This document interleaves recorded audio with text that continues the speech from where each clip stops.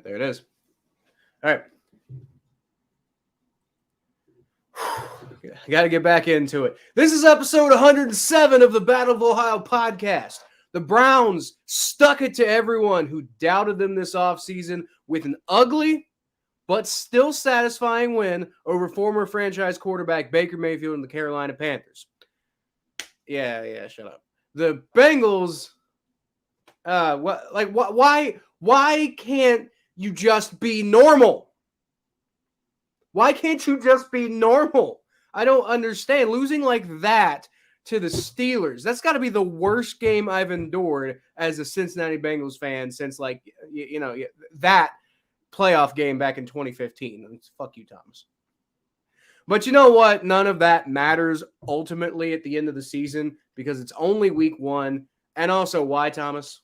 Because the Steelers still suck, but apparently not as bad as the Bengals. So we'll talk about that. Yo, we're talking Steelers shit on offseason. Welcome to the Battle of Ohio podcast, where we follow the revival of the historic rivalry between the Cincinnati Bengals and the Cleveland Browns.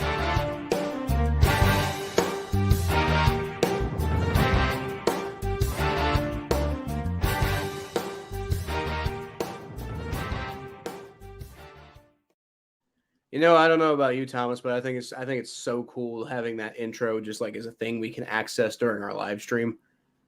It helps us break things up so much. But before we get into Thomas being a dick and me murdering Thomas throughout the episode, what are you drinking today, Thomas?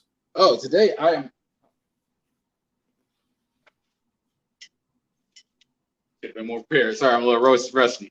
Usually I have it in my hand already. But, you know, we're back at it. We're going back to the original drink. For one, the original drinks I always drink on the podcast. Corona. But it's not Corona Light. This is Corona Extra. But I'm feeling extra good this week because we got our first opening week victory since 2004. That was Bush's first term.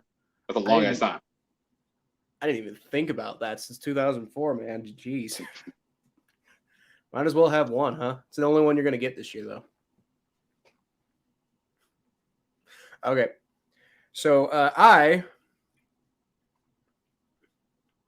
this one doesn't really have a good logo on it. I'm drinking a Michelob Ultra because, quite frankly, just because I had a bunch of it left over at my wedding and I just kind of need to drink it. So, drinking a Michelob.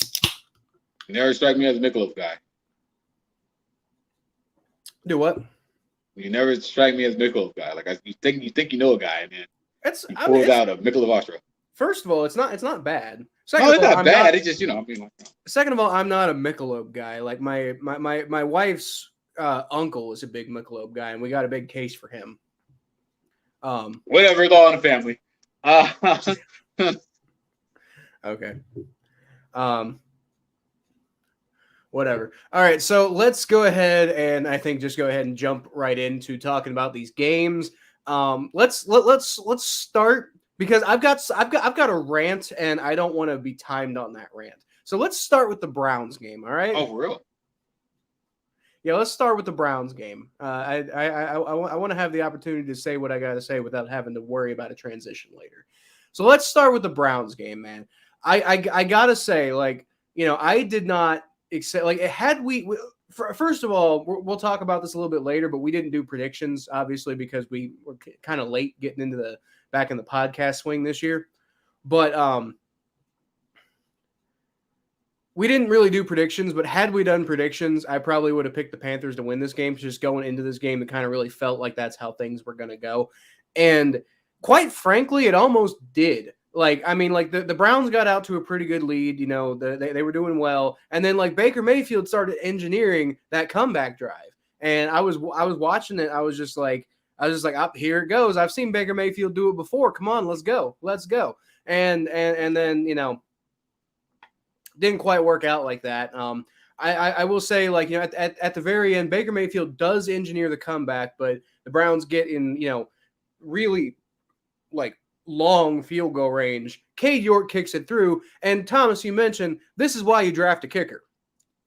But I got to say, we drafted a kicker and it didn't help us a damn bit. Hey, you talking to the guy who went to the NFL draft with the Giants sign as a draft pick. Yeah. Like, you don't get no more of a. I mean, McPherson's going to be good. Y'all launch snapper get like hurt. Yeah, we'll get into that. It was this whole thing, but I mean, at the same time, I don't care if the long snapper's hurt. You got to make it from 29 yards, bro. He'll be fine. I know he's gonna be fine. I'm very unless his body like got too big or something, and then his hips got too wide, and then now he's yanking the ball a little bit more. Trust me, he is not too wide. He's a very skinny human being. No, he's fine. He's fine. So, all right. So give us a little breakdown. Give us your impression of everything that happened in the Browns game, Tom. Well, let me be real. When I first watched the game, I got really drunk. So, okay. I had to watch a lot of highlights to remember or fresh because like people was like, "Oh, this happened." Oh, it did. Shit, I didn't know. But honestly, the Browns should have blown the Panthers out that game. It wasn't for 2 blown coverages. Baker Mayfield, he didn't play bad the second half. But the Browns blew coverages. Baker Mayfield had his rolled out and his heave. He could do that. I think the team got a little bit too arrogant on Baker Mayfield. But for me, for the defensive side, I want to start with the defensive side, obviously. For me, the defensive side looks good. I think the Browns had a top 5 defense last year. That's the reason why we went 8-9 last year. And your defense has to be a strong point. The defense should improve JOK and Myles Garrett, Jadeveon Clowney, and bring the whole cast back. Hopefully they come back and they come back next week and they're going to the week Jesse. They could clobber them. But outside of those 2 blown coverages, defense played great. And it makes me very excited about what the defense is going to look like this year and what they could do. Those cornerbacks the Browns have are amazing. The Browns are so deep at corner right now. They're so deep in the secondary and the free safety. They're so deep, at the line. There's not a lot of holes in our defense with JLK and everything. There's not a lot of holes in this Browns defense. This Browns defense is for real. But the offensive side of the ball kind of concerns me. Not the running backs, obviously. Nick Chubb, Kareem Hunt looked fantastic today. Looked great. Chubb had 150 yards. 145 yards to be exact. Actually, had the video of Batman before the game started, which is really exciting. Kareem Hunt, man, that touchdown that Kareem Hunt had, that 20-yard rush that he had was just phenomenal. And the Kareem Hunt showing everybody why he's so explosive with the pass and why he's so deadly with the pass and the throw. You can't really complain about much on the offense. Even Donovan Peoples-Jones looked good. Now the problem with me on offense is Jacoby Brissett. And I don't know, man. They're having a hard time convincing me that he's better than Josh Dobbs. Like, I know we haven't seen Josh Dobbs play an NFL game, but I don't know, man. Like, I don't know. Jacoby kind of scares me.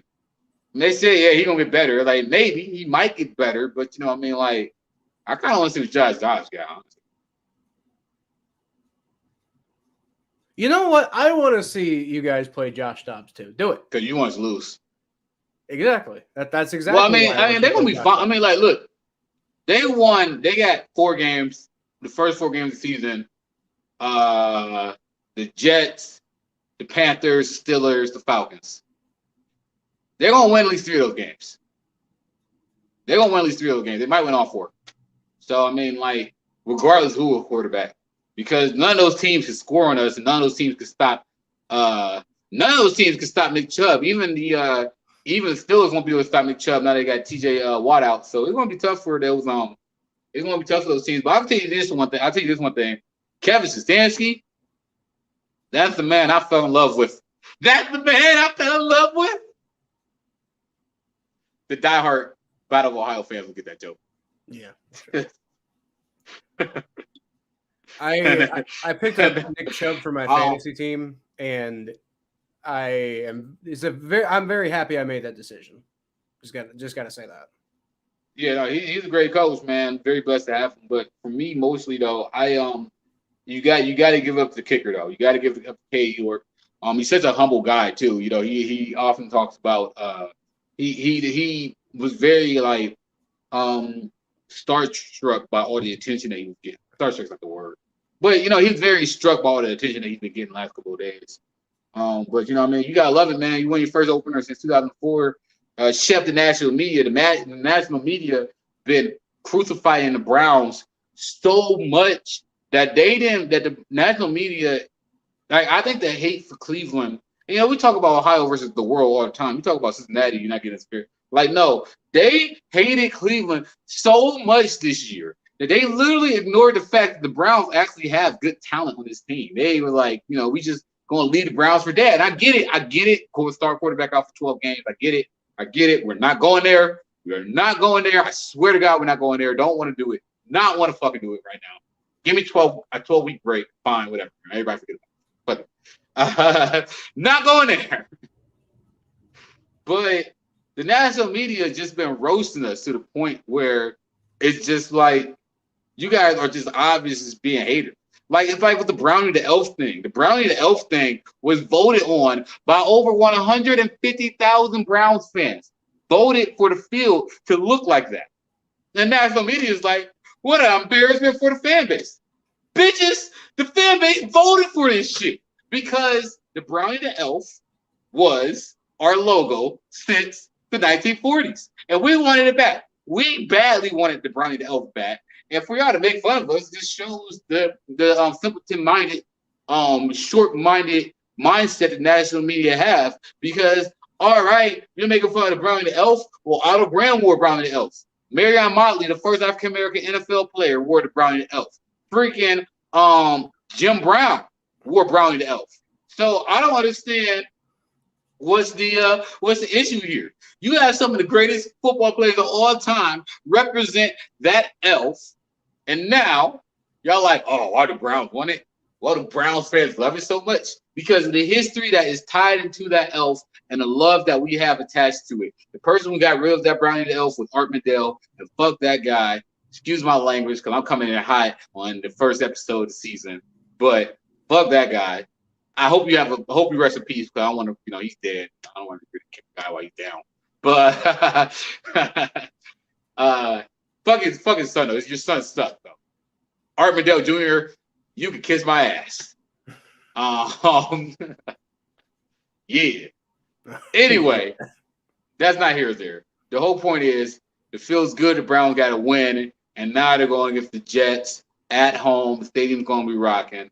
Let's go. Let's get this season moving forward. Jacoby Brissett, play better. Please. God, play better. God. I got something to say about him in a little bit, but let's go ahead and move on to the Bengals game so we don't take up too much time here. You were just like, Jacoby Brissett, play better. Honestly, I got to say the same about Joe Burrow. Well, he will play better. Bro, I have no idea. 5 turnovers. Damn, for real? Yeah, 5 turnovers. Should have been 6, but there was an interception that was called back. Smoking too many cigars. Okay. Maybe, I don't know. Like this whole I get not playing anybody in the offseason because in the preseason because the games don't count and you want to save the players for when it does count. But this offensive line looked almost as bad as last year. Oh yeah, it did. And I think the reason for that is because as the game kind of went on, they got better.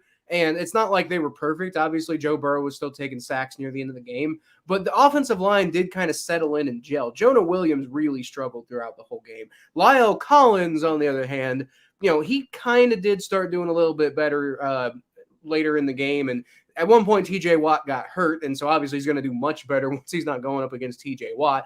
But he started doing better against T.J. Watt, kind of towards where T.J. Watt got hurt.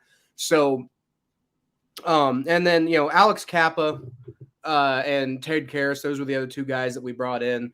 And, the fact of the matter is we spent $79 million on these guys, right? In the offseason. I mean, over the course of however many years.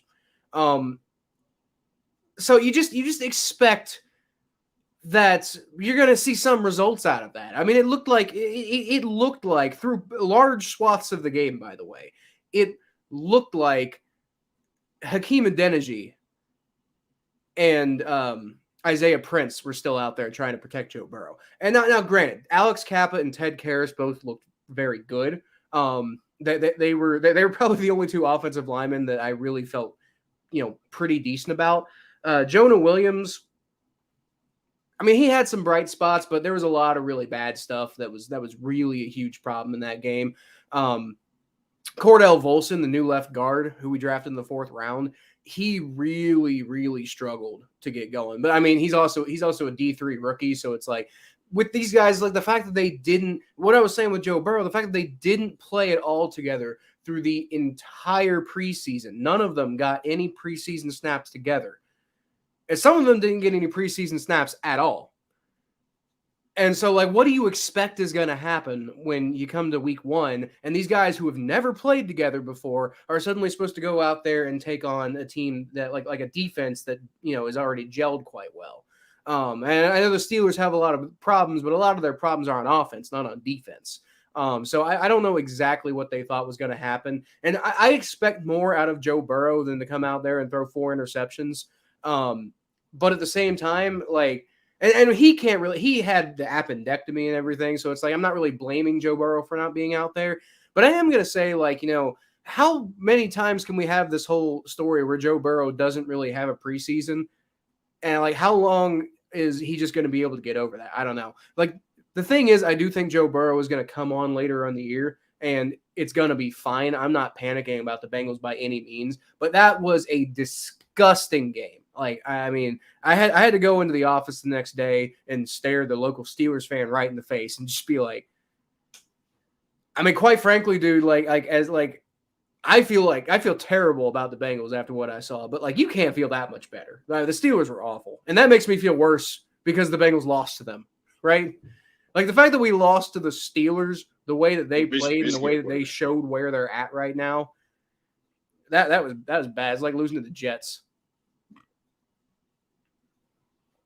Mitch Trubisky had 125 passing yards. Y'all still lost. Something like that.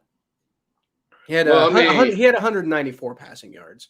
But he didn't throw any picks.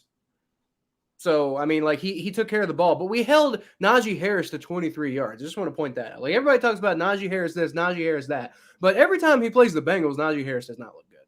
Yeah, he's kind of overrated.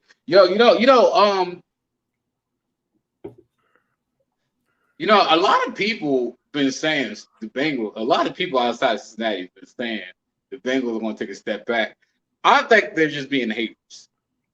I think they're just going to be haters. They're just being haters. I do think it's going to be very hard for the Bengals, to make it back to the Super Bowl, considering the fact that the Buffalo Bills are right there. So it's going to be really hard. It's going to be really hard. I still like Joe Burrow. I still like Joe Mixon. I still like Jamar Chase, T. Higgins, and the boys.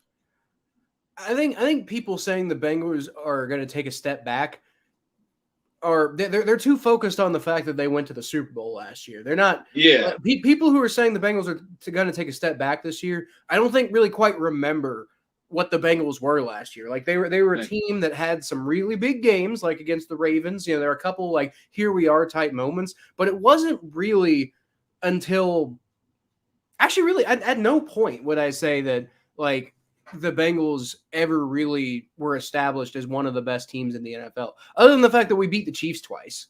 And I mean, so that's really good. Obviously we can compete with the big boys, but I mean, to say that the Bengals are legitimately, to say that the Bengals were legitimately so good last year that they're bound to take a step back this year, I think is doing a little bit of disservice to the fact to looking at last year as a whole. Last year as a whole, the Bengals were like, a good team that was really explosive, but I mean, taking a step back would imply they're going to have a losing record this year, quite frankly. And I think that's ridiculous. Yeah, I don't subscribe to that too. I mean, but also I'm somebody who actually watched. I'm a Browns fan who watched every single Bengals game last year. So I kind of look at. I don't know. I got a weird relationship with the Bengals because I actually like all your players. Like, there's not a single player on the Bengals that I hate. Like, in fact, I think a lot of people will like Jamar Chase. There's a lot of Browns fans that became Bengals fans because you know who, and I'm just like, fuck y'all. But But like, I mean, like who doesn't like Jamar Chase? Like that dude's awesome. Like, damn, he's awesome. And Joe Burrow, man, he's from Athens. So I don't hate that guy. So I mean, like, I don't really hate. I mean, like, by the way, Joe Burrow texted the new Cavs player Donovan Mitchell, "Welcome to Ohio." Just want to tell you that Joe Burrow's still a Cavs fan, so you should become a Cavs fan too. I'm sure Joe Burrow's a Cavs fan. He's from Athens. Like Everybody knows how it's get. Listen, Thomas. The reason I'm not a Cavs fan is purely and simply because I grew up a fan of a different team, and I based my opinion on the Cleveland team off of my opinion on football. But you got to realize your team don't exist anymore. Come on, become a Cavs fan. No, but they might. There's a rumor. Yeah, but when they come back, they're going to suck. So I've sat through being a Bengals fan my whole life. I can handle a team being bad. That's true. Anyway, getting back to your Bengals. Getting back to your Bengals. Getting back to my Bengals real quick. I just want to the offensive line. You brought up Jamar Chase, and I just want to say this. Okay. I didn't see that. Yeah. That's one of my favorite pictures. That's funny. That's funny. I'm keeping that. I'm keeping that one. That one's like literally my favorite. Like my favorite Bengals picture of all time used to be TJ Hushmanzada shining his shoes with the terrible towel. That was a great picture, but this is a much better picture. This is just let's put that one up again. I'm such a huge fan of this picture. Fuck you, Minka Fitzpatrick. So so much. The offensive line thing does kind of concern me. And it concerns me, but it doesn't concern me. What it does is it raises an eyebrow. It concerns me because obviously of the performance. Like you're like, all right, we got this offensive line. You put all this money in the offensive line. Boom, it gotta work. It gotta work. Well, we all know in sports, just because something looks good on paper doesn't mean it's gonna work in real life. So yeah, that's why I raise the eyebrow. The reason why I'm not panicking though, Kyle, the reason why I'm not panicking about it, and the reason why you shouldn't panic about it is that the fact of the matter is, I truly believe that this offensive line of the Bengals is better than what it was last year. I honestly believe that. It is. Not saying a lot. It is. It's not saying a lot, well, obviously. But yeah. But the thing is that one thing I learned from Joe Thomas, and the reason why the Browns have such a good offensive line right now is because you have to be on the same page with everybody in the offensive line. And there has to be a culture established with the offensive line. The reason why the Browns have a great offensive line is because they established an offensive line culture. Who knows? Like that's the one good thing they did. Thank you, Joe Thomas. That's what happened when I won a great offensive line in a long time. They literally just established a whole culture geared towards offensive linemen and developing offensive linemen and keeping everybody on the same page. That's a real thing. So it takes time to gel. It takes time for these players to get on the same page with each other. So I really do think the offensive line will get better as the year goes on. Plus, the Steelers got a good pass rush. So I mean, fuck TJ Watt. He's hurt anyway. He better do, but still, he didn't need that when he pushed Joe Burrow down. That was messed up. He didn't need to do that. Yep. So I'll tell you why the Bengals offensive line is bad. Okay. I'm listening. So it can really be boiled down to a really simple factor. First of all, Ted Karras, I kind of got into this earlier, but I want to finish my thought, what I was saying. Ted Karras and Alex Kappa both look really good, actually. Ted Karras was actually one of the best performing players on the team, period. He had an 84.4 pass blocking grade. So Ted Karras did great. Alex Kappa did pretty well too. And those are the first two guys we brought in free agency. Lyle Collins did kind of struggle in true pass sets, but overall he was actually, about average. And, he was going against TJ Watt on a, offense that he has never, taken a single snap before for. So, it's like, I'm not thrilled with Lyle Collins' first performance, but it's like there's some understandability to it. Jonah Williams and Cordell Volson each gave up 2 sacks. That's what happened. And Cordell Volson was just awful in this game. Dude's a rookie. Dude's a D3 rookie. And quite honestly, in true pass sets, Cordell Volson actually performed better than you'd really think.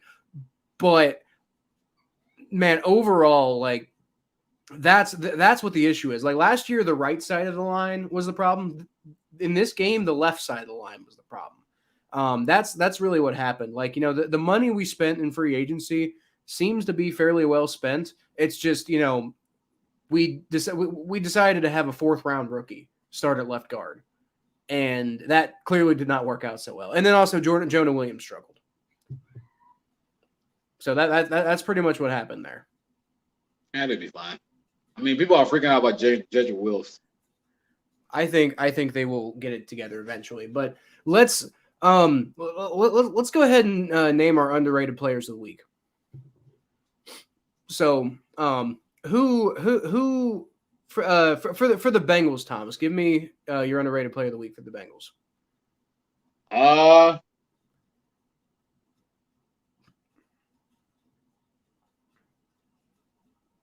Kind of hard, isn't it?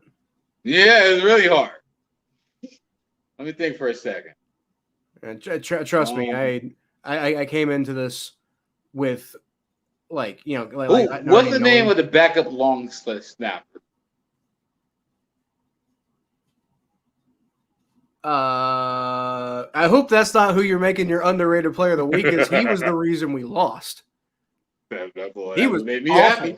You know who's my underrated player of the week is? Who? The starting long snapper. Oh, Clark Harris. Yeah. Yes. Well, I mean, fair. He's not really underrated though. He's like he's like a celebrity. Like, I don't know why the kicker and the long snapper are like the 2 most popular players in Cincinnati. I don't know why. Well, he's underrated to me because, you know. he's got the mullet and the cool handlebar mustache and everything. I think that's why he's popular. He's kind of a quirky character. But yeah, Clark Harris. That's fair. Like, I mean, yeah. I don't, 4 to 6 weeks or something like that. I'm not sure. But part of the reason, like, what happened, that we don't have a backup long snapper. We have a 4th-string tight end who happens to know how to long snap, but apparently not very well. So Mitchell Wilcox is who came in and did the backup long snapping, and he was horrible. But we've signed Cal Adamitis, who was the guy who we had a long snapping competition in the offseason. Clark Harris won, and Cal Adamitis ended up on the practice squad.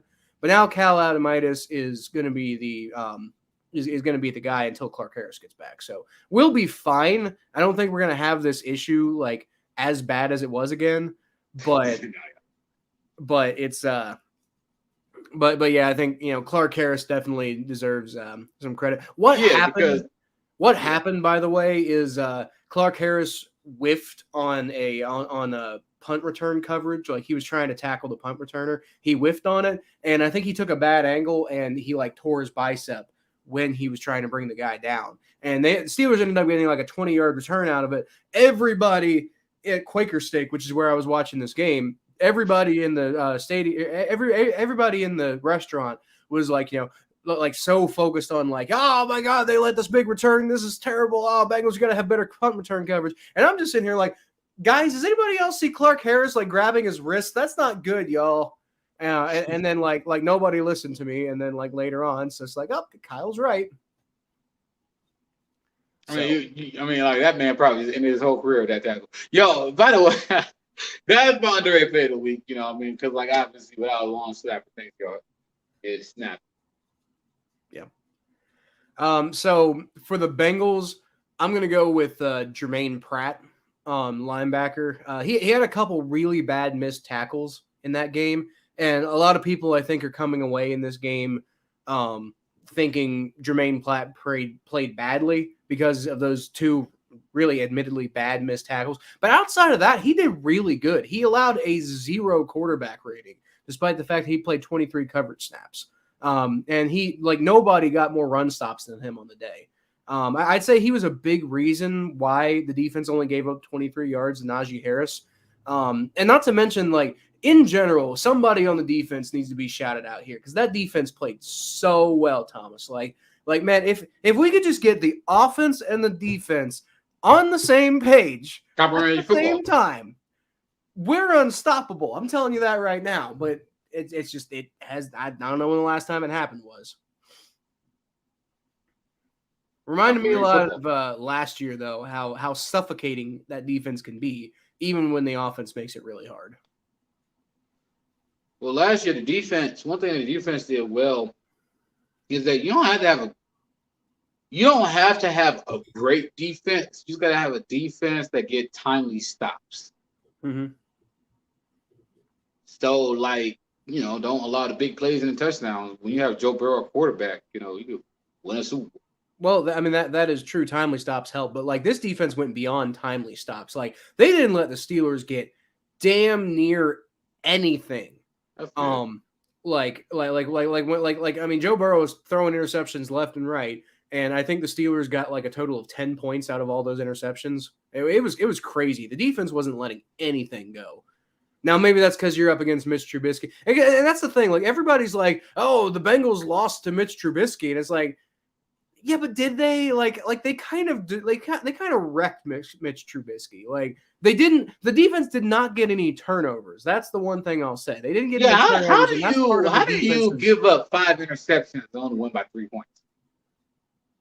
Yeah, that's kind of my point. The Steelers are bad. And the Steelers didn't give the ball away. The Steelers are bad. The Steelers are really bad. They had a +5 turnover ratio and didn't barely won that game. So and only won that game, by the way, because our long snapper got hurt and there were crazy circumstances. We would have won that game if Evan McPherson makes the extra point at the end of regulation, Thomas. Like, I mean, this isn't even like, oh, if this thing, and like strategically, if you move this around here and this goes around. No, this is literally like an extra point.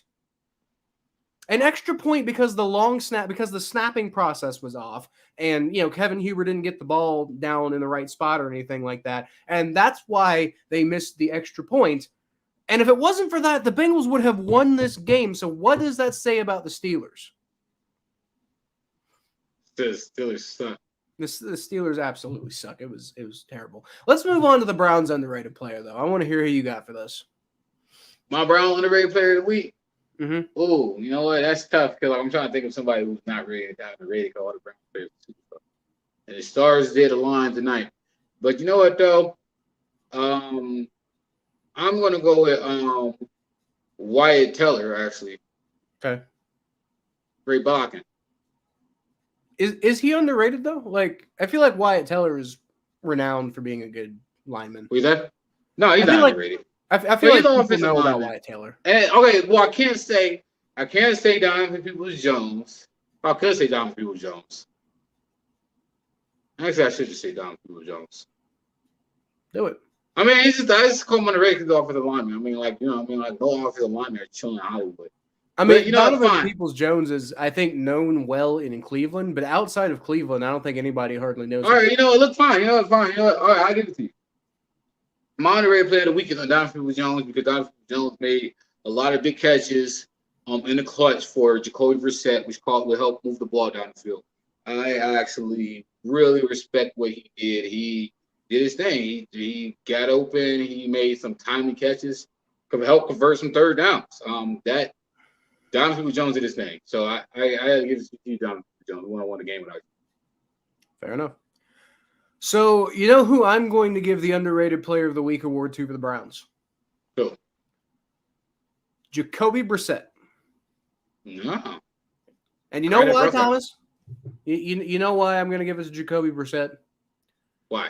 Because Jacoby Brissett completed 18 passes on 34 pass attempts, threw for 147 yards, which, I mean, you were making fun of Mitch Trubisky. Like Jacoby Brissett actually had about as many yards as you thought Mitch Trubisky had. Quarterback rating of 38.1. And he didn't turn the ball over and the Browns won. So that's why I'm giving it to Jacoby Brissett, because although he played about as well as you expect Jacoby Brissett to play, right? Not well. You expect Jacoby Brissett to go out there and exist and throw the ball around and he didn't turn the ball over. Don't throw an interception.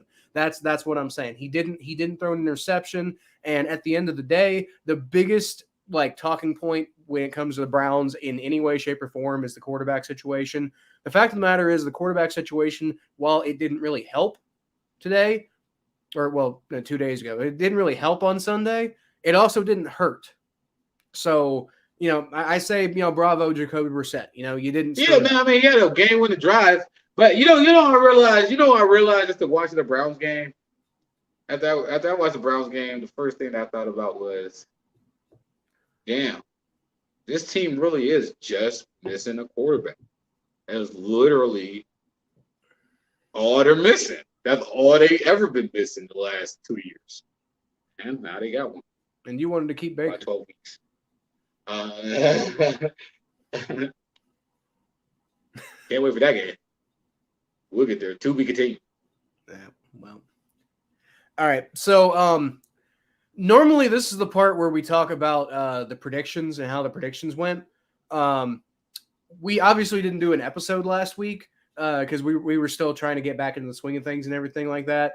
But before Thursday's game, I did text Thomas, and we did both predict or make a prediction about how the Thursday night game would go. And we both picked the Bills, and the Bills did, in fact, win. So, the way I see it, me and Thomas are both 1-0 on the year. So, I mean, that doesn't really mean much. We might as well be 0-0 because everybody in the Mamas picked the Bills. Do what?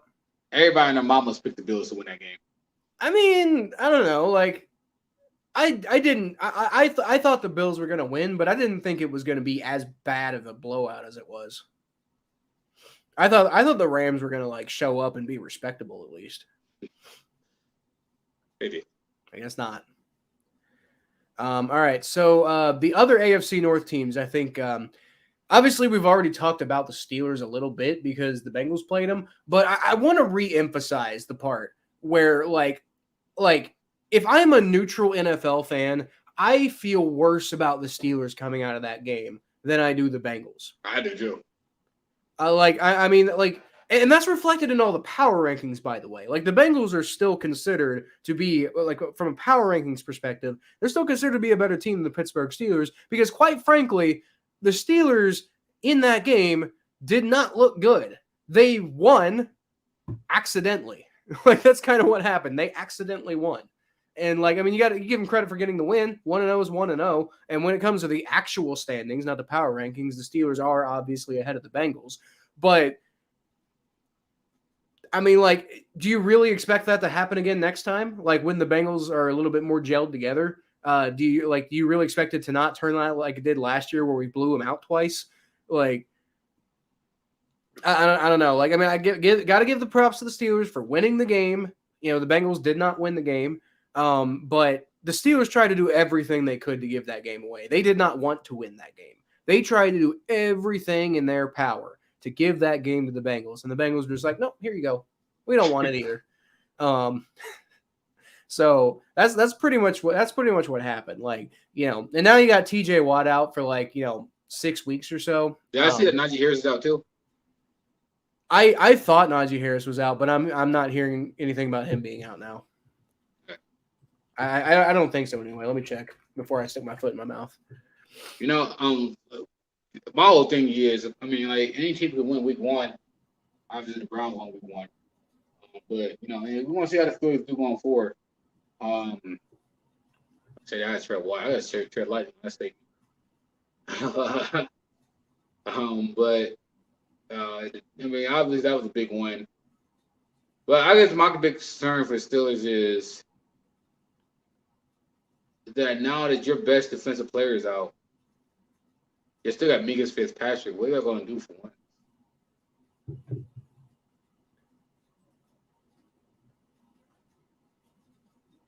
I'm just curious. What does Minka Fitzpatrick have to do with it? He's a great defensive player, but outside of TJ Watt, but TJ Watt's hurt. I just don't know how they're going to get wins. People are just going to run the ball all over them. Yeah, but TJ Watt's more of a pass blocker than he is a run blocker. Yeah, that's true. So that's very true. I mean, I don't know. Like personally, I've always felt the Steelers defense was kind of overrated anyway. So, I mean, TJ Watt or no TJ Watt, I didn't think the Steelers were going to be very good this year anyway. So, I mean, like, who do they play next week? They play the Patriots next week. Like, it really kind of depends. The Patriots didn't look so good in week 1. I don't think the Patriots are going to be that good this year. I'm going to be real with you. I think the Patriots will be better than the Steelers. Yes, I do. I don't think that. I don't believe in. I don't believe in Tomlin this year. You know, I think that his messages are starting to go stale. I don't know. It's just something about. I don't know. We'll say that for later. Yeah, Definitely. Yeah, I don't know. We'll have to see with Tomlin, but I will say that Steelers team did not look like a Mike Tomlin team. Like that Steelers team looked unprepared and not really ready. They didn't look like they looked like they were willing to fight, but they didn't look like they knew how to fight. Right? Like I said, they won, but really not really much of their own merit. Like they only won because the Bengals forgot to win. Yeah. So, and I'm not just saying that as a better Bengals fan. I'm saying that as a genuine breakdown of what I saw from the Pittsburgh Steelers. That did not look like a Mike Tomlin. I mean, they gave up 5 interceptions. Took about overtime to beat y'all. Yeah. Now, I mean, granted, the Bengals are also allegedly a good team this year, so maybe taking until overtime to beat us is, right? But at the same time, the Bengals did not look like the Bengals. Yeah, that's the thing. And they only beat y'all by 3. They had 5 turnovers on y'all, and they only beat y'all by 3.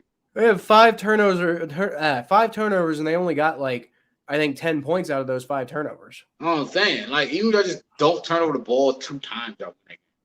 Right, or 1 time, honestly. If we'd kept going in even one of those drives, we probably would have at least gotten a field goal and won that game. This is week 1.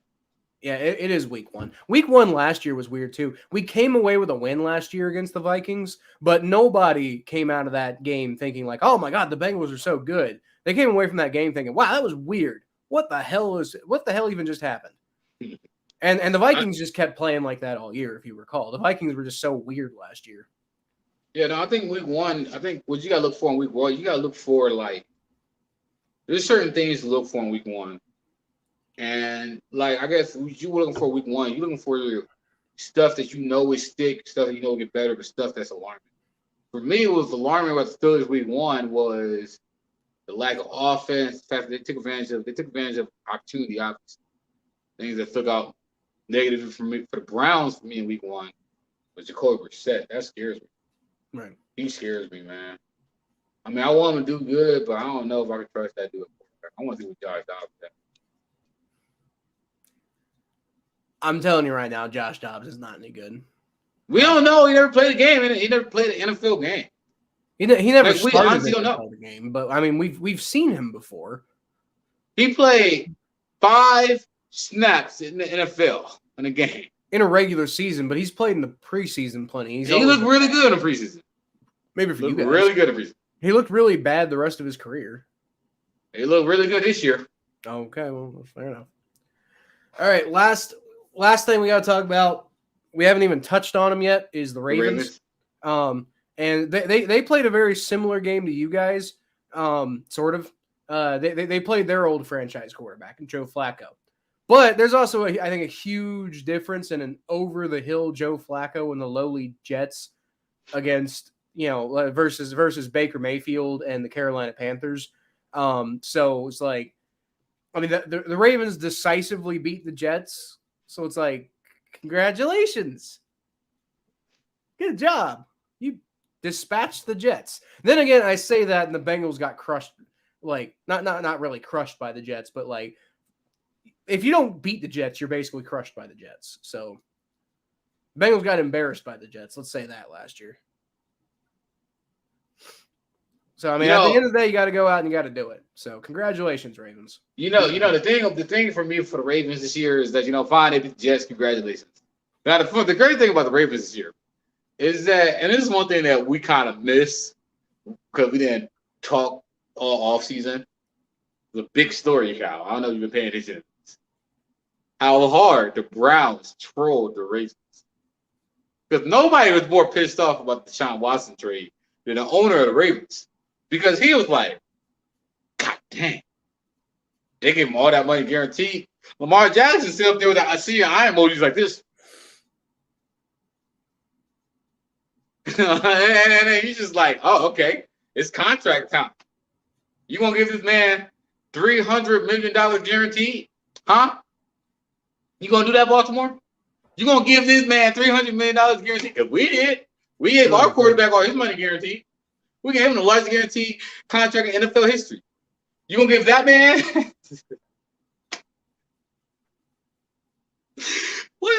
We trolled the Ravens so freaking hard, dude. We trolled the Ravens so freaking hard, dude. To the point where the owner and Lamar Jackson are on the same page right now. And there's this huge debate on how much you pay Lamar Jackson. Lamar Jackson wants that money. He wants that bag, man. How much money did he turn down again, Kyle? How much money did Lamar Jackson turn down? It was I don't remember off the top of my head, but it was similar to what Deshaun Watson got paid. Really. It was a lot of money. $250 million or something. But it wasn't all guaranteed, though. It was like 180 guaranteed, 170 guaranteed. Anyway, the whole point is nobody trolled the Ravens more hard than these guys. So, stuck about Baltimore. Can't wait to watch y'all lose your quarterback. Well, that I don't know if they're I don't know if I'm quite ready to say that the Ravens are going to lose Lamar Jackson, but I will say that is a big story. It's definitely a big interesting. The Ravens are going to pay Lamar Jackson, I promise you, and not because Lamar Jackson I think is going to deserve that much money, especially considering just like what he's done recently. What have you done for me lately and stuff like that? But because the Ravens really have no other choice, right? Like if they don't pay Lamar Jackson, what are they going to do? Honestly. So they're kind of between a rock and a hard place. They will pay him. They might have to franchise tag him at first, and he's not going to like it. And he might protest that too. I don't know. There's going to be some drama, I think, with Lamar Jackson's contract situation. But they will eventually pay him. Can I say something? No. I think Lamar Jackson, Baltimore, and the Browns, and the rest of the NFL have the same thought about Lamar Jackson. How old is Lamar Jackson? 26? 26, okay. I think. Lamar Jackson has the timetable 25. of a running back. 20, how old? 25. 25. Lamar Jackson got the timetable of running back. We all know it. Everybody knows it. What's going to happen when Lamar Jackson hit 30 and his athleticism goes out? 5 years is not a long time. The Ravens virtually have 5 years to win a Super Bowl with Lamar Jackson because Lamar Jackson relies so much on his legs and so much of his athletic ability. Like he relies on that so much. Not saying it's not good. It's great. It's phenomenal. It's generational talent. But you give that man that much guaranteed money, he's one hit away from not being the same quarterback. Yeah, but I will say, Thomas, if you're estimating that he's got 5 years, 5 years is roughly about the length of a long-term contract. So, oh yeah, it is. It is. I guess but if you're going to pay pay him, pay him. What? I'm just saying, if you're going to pay him now. Yeah. Look, personally, okay, look, I've been critical of Lamar Jackson because I like more traditional quarterbacks. My problem isn't that Lamar Jackson is a scramble first quarterback. My problem is the fact that he doesn't. No, it's because he's a scramble first quarterback, actually. Because, you could be athletic. Like, I'd rather have Deshaun Watson as my quarterback than Lamar Jackson. I'm not just saying that because Deshaun Watson is my quarterback right now, but because of the fact that Deshaun Watson led the league in passing, and Deshaun Watson got an arm and he can throw downfield. He can stay in that pocket and throw. So I'm confident when Deshaun Watson hit his 30s, he can still deliver that ball downfield. how long do we really have Lamar Jackson at his athletic peak? And I think that's a concern for a lot of people in the Baltimore Raiders. I'm like, well, hey man, like, and I'm not wishing injury on Lamar Jackson. Like, he's been very durable because he's big, but like, we all see what happened to Cam Newton and how he fell off that cliff. And Cam Newton, he had more of an arm than Lamar Jackson did. So I mean, you know what I mean? Like, I always say that I don't.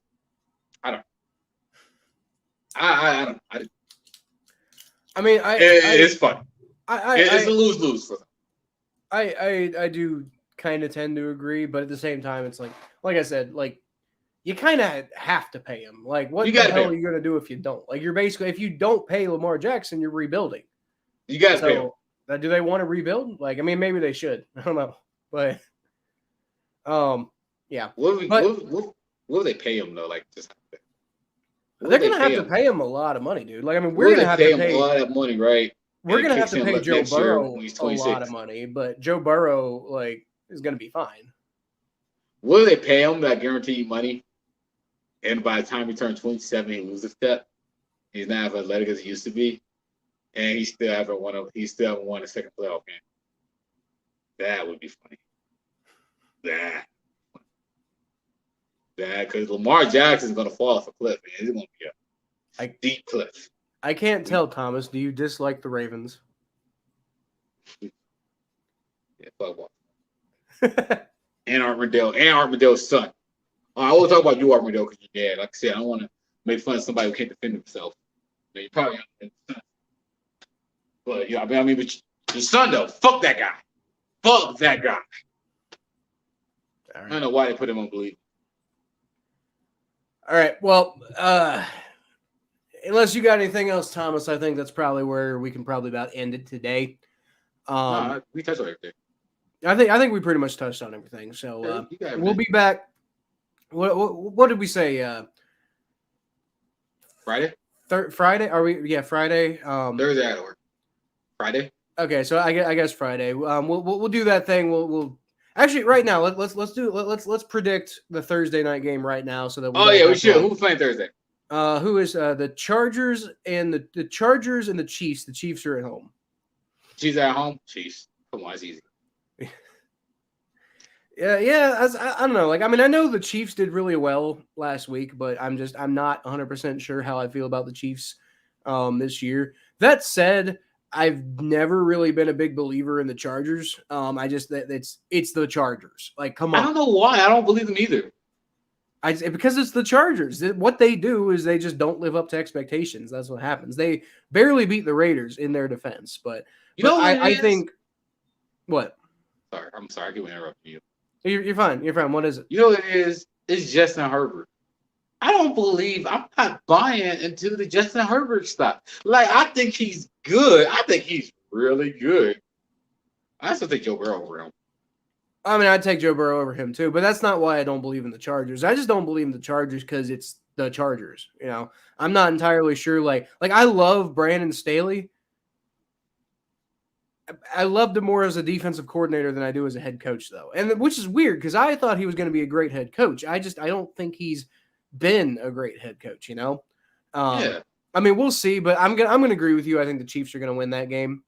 So I think in general that's what we should do. Like we'll do our Friday podcast. I think Friday's the best day to do the preview podcasts, and then we'll do our prediction for the Thursday game. We'll do that on the recap episode.